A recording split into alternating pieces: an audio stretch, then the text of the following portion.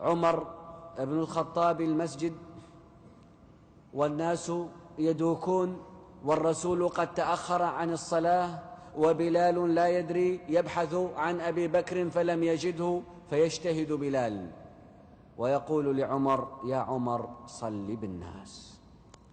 فيتقدم عمر إلى المحراب: الله أكبر.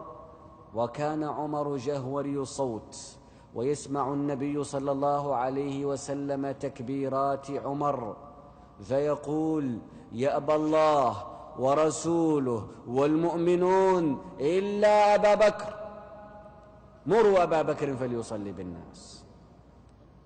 تقول عائشة: يا رسول الله، إن أبا بكر رجل أسيف لا يتمالك من البكاء، لا يستطيع أن يقوم مقامك.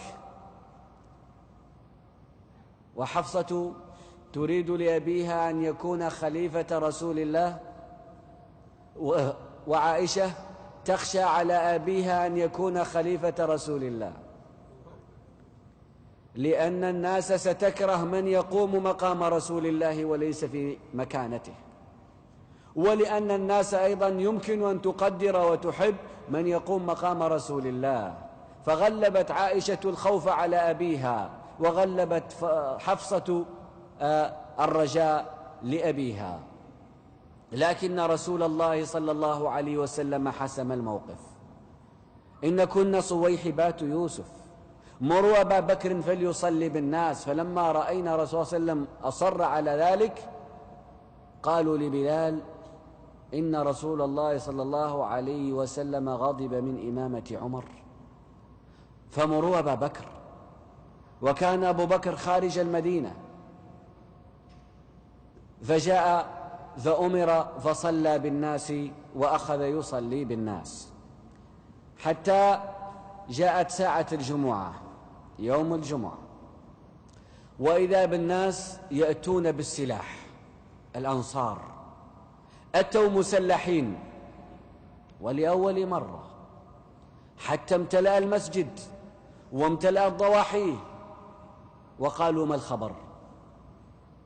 أين رسول الله؟ أحد قتله؟ أقتل رسول الله؟ ماذا حصل؟ وعندئذ ينادي رسول الله صلى الله عليه وسلم علي بن أبي طالب والفضل بن العباس ابني عميه صلى الله عليه وسلم، فيستند عليهما، يضع يد على علي اليمنى واليد اليسرى على الفضل، وقد عصب رأسه، فيحملانه إلى المسجد، لا يستطيع يعاقب بين قدميه من شدة المرض. ثم جلس على المنبر، على الدرجة الثانية من درجات منبره صلى الله عليه وسلم، وجلس الناس أمامه، وقال: أيها الناس، إن عبدا من عباد الله خيره الله بين الدنيا وبين ما عنده، فاختار ما عند الله. فبكى أبو بكر، بكى أبو بكر، فتعجب الناس. الرسول يتكلم عن عبدا وأبو بكر يبكي. فنظر النبي صلى الله عليه وسلم إلى صاحبه وخليله أبو بكر، دموعه تذرف من عينيه، وعلم رسول الله صلى الله عليه وسلم أن أبا بكر قد علم من العبد. فقال صلى الله عليه وسلم: سدوا كل خوخة في المسجد إلا خوخة أبي بكر. سدوا كل خوخة، خوخة الفتحة النافذة، سدوا كل خوخة في المسجد إلا خوخة أبي بكر. سدوا كل باب، فأغلقت أبواب المسجد وسدت فيه النوافذ، ولم يبق في المسجد نافذة مفتوحة إلا نافذة أبو بكر الصديق رضي الله عنه. ثم قال: أيها الناس، والله ما أعلم رجلا أمن علي بمال ونفس من أبي بكر.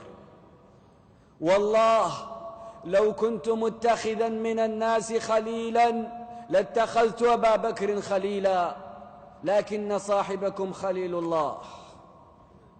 علم الناس مكانة أبي بكر، مروا أبا بكر فليصلي بالناس، سدوا كل خوخة في المسجد إلا خوخة أبي بكر، لو كنت متخذا من الناس خليلا لاتخذت أبا بكر خليلا، لكن صاحبكم خليل الله.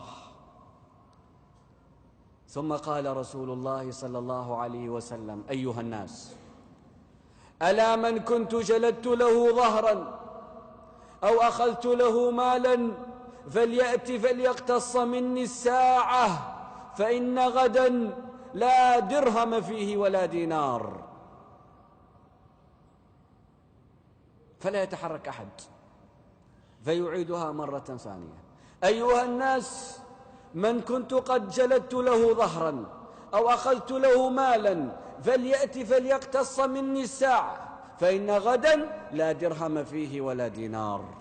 ويقوم رجل من آخر المسجد يقول: يا رسول الله، قد ضربتني على بطني يوم بدر وأنت تسوي الصفوف، فأريد القصاص منك.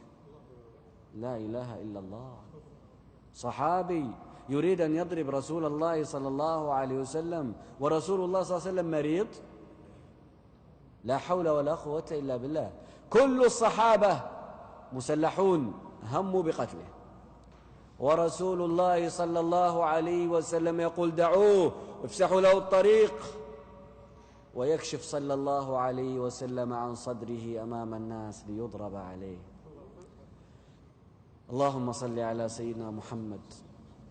والصحابة كل يكشف عن صدري: اضربني مكان رسول الله، اقتص مني أن اقتلني بدل رسول. لا، دعوه، اتركوا له الطريق، حتى وصل إلى منبر رسول الله صلى الله عليه وسلم، والناس تنظر. فلما وصل قبل رسول الله صلى الله عليه وسلم في بطنه وتمسح به وعاد إلى مكانه، فقال له رسول الله صلى الله عليه وسلم: ما حملك على ما فعلت؟ قال: يا رسول الله، خشيت ألا ألقاك بعد اليوم، فأردت أن يكون آخر العهد بيني وبينك أن تلامس بشرتي بشرتك.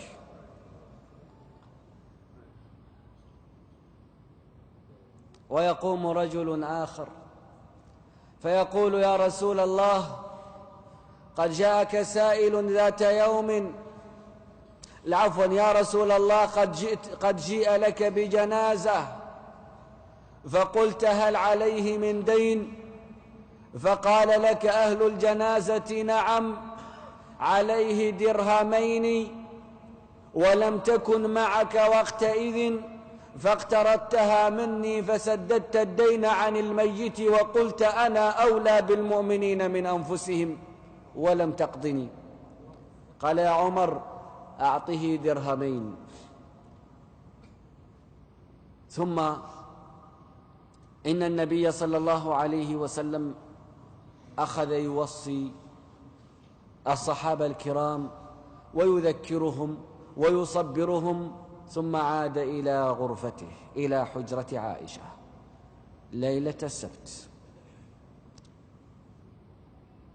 يوم الجمعة مساء الخطبة هذه، ثم ليلة السبت والمرض يشتد، وأبو بكر يواصل الصلاة بالناس.